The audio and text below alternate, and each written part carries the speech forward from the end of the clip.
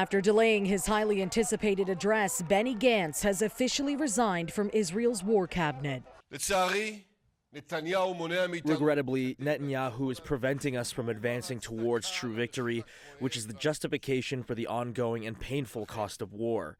That is why we are leaving the emergency government today with a heavy heart, but with full confidence. The decision coming after Gantz issued Israeli Prime Minister Benjamin Netanyahu an ultimatum last month, threatening to quit if a clear day-after strategy for Gaza was not laid out by June 8th.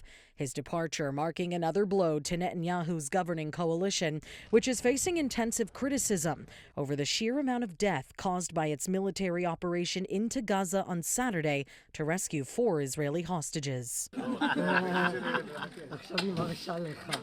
dawn of Sunday morning marked a joyous occasion for the former hostages and their families.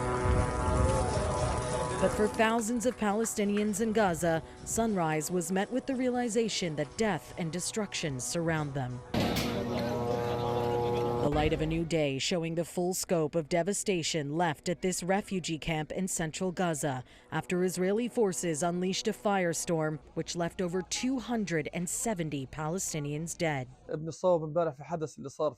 My son was wounded in the incident. He was sitting in his mother's lap, and suddenly a shrapnel hit his head. I thought he died. I had already dug his grave. Women and children are among the dead and injured, with those who survived now having to face the harrowing task of finding medical care in Gaza. I call on Egypt to open the Rafah border crossing.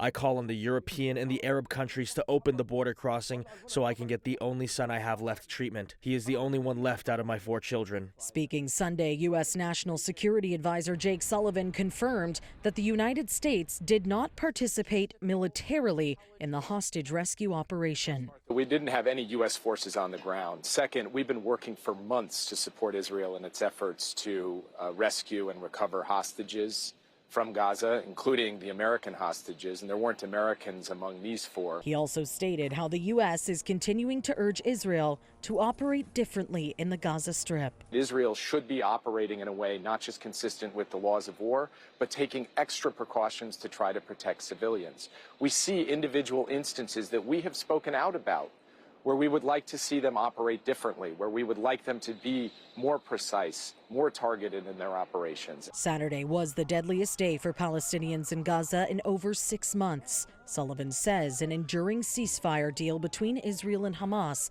is the only credible path forward at this time. For City News, I'm Karling Donoghue.